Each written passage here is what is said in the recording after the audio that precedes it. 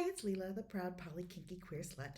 So today's question comes from my daughter, and it is: meditation made you angry? And yes, it indeed did. So I did a thing where I treated myself to the expensive transcendental meditation course offered by the official folks who have the compound in the Midwest with the fancy guru who taught Oprah and that organization. I'm not going to say the name of the organization because they do not deserve any buzz marketing from me. Um, and what I will tell you about that experience is that it was an illustration of the patriarchy that was so very maddening. And it's because the core idea of transcendental meditation is so good. And it's the kind of thing that can be taught in 5 minutes, super easy. As a matter of fact, I will link you put a link in the notes about the short little write up that basically describes all there is to it. And the official organization has all of these things that they tell you about how it's the tradition of being passed from teacher to student, from guru to disciple. That they help you find the right mantra for you. This is what really made me mad. Find the right mantra for you, and you know before I get into the details of this, let me just back up and tell you the good part. The good part of transcendental meditation. It's a very simple approach to meditation whereby you pick a nonsense word. Any nonsense word will do.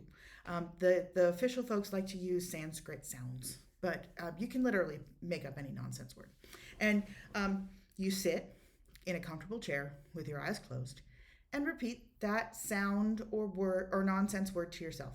It's important that it have no meaning to you, and it's important that you allow your brain to relax and drift around that simple, gentle focus point. So there is no right or wrong. Thoughts come, thoughts go.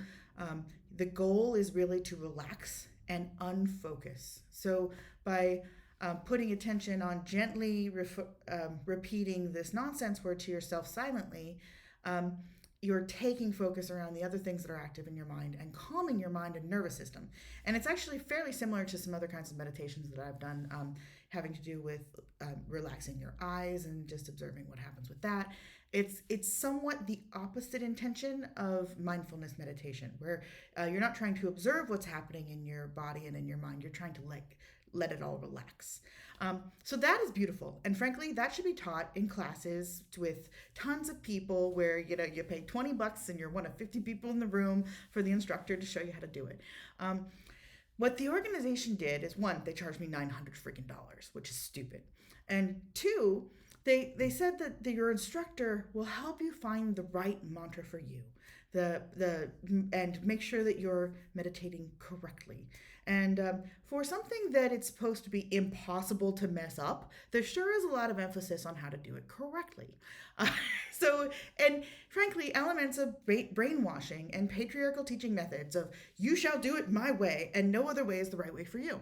So the mantra, the kicker. All right, so there's the instructor is supposed to help you find your mantra, the right way for you to have your mantra, and you bring fruit and flowers.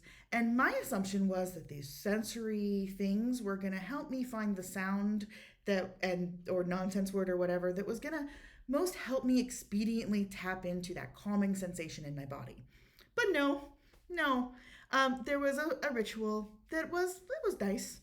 It included a picture of a man that was the big primary focus of the ritual, with other classic things like grains and water and those kind of things. It was a lovely enough ritual, except for the big picture of the dude in the middle.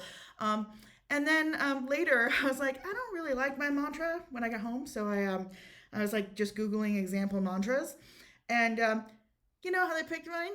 They looked up a chart of my gender and age and gave me that freaking mantra. That was the super personal way to come up with a mantra for somebody. So yeah, meditation made me angry, and so I'm proud of myself because I sent them an email, and after I did get the online app, and I went through all the training the next morning, and I'm like, there is nothing else here. There's nothing else of substance here. Everything else here is designed to suck me in if I were a more vulnerable person in need of a community and emotional support, to suck me into this dogmatic idea of disciple guru looking back to the past, which is completely irrelevant to the actual teaching. So I emailed the guy and I said, said thank you, but I've decided not to continue with this. I'm going to continue along my own path. Um, and he did, and expectedly, they reached out and with can I talk to you in the next hour? To which I said no, thank you. And that is traditionally hard for people to do. It's hard for me to do. I know it's hard for a lot of people out there to do. To take the moment and step back and say, wait a minute, I do not owe this person a damn thing. I do not need to give them any more of my time. They have made me feel that way through the words that they're using as part of this attempt to suck me in. And the actual reality here is I paid them a ton of money for something that wasn't worth it. And if I don't want to sink any more time into it, that is absolutely my decision and my business. So proud of myself for that. I do intend to take the concepts that of the basic concept that can be taught in 5 minutes of focusing on the nonsense word and sound and integrating that into my own practice and into my own just relax and meditative technique that works for me without all of this like patriarchal bullshit. And I'm gonna just use the pieces that work for me, as so many of us have to do for so many things in our lives, because the system's not built for you. You got to take the nuggets of wisdom that you can find in it and then make it work for you. And embrace the freaking righteous anger when people take a piece of wisdom that should be just part of our cultural heritage as humans and monetize it and turn it into a way to pull people into a patriarchal hierarchy scheme. It's just fucked up. And we need to fight those kind of instances of fucked up by just saying, no, thank you. I do not want to talk to you anymore. And at least that's my way. So thank you for hearing me out. I really appreciate it. Remember, you, like my daughter, can ask me anything.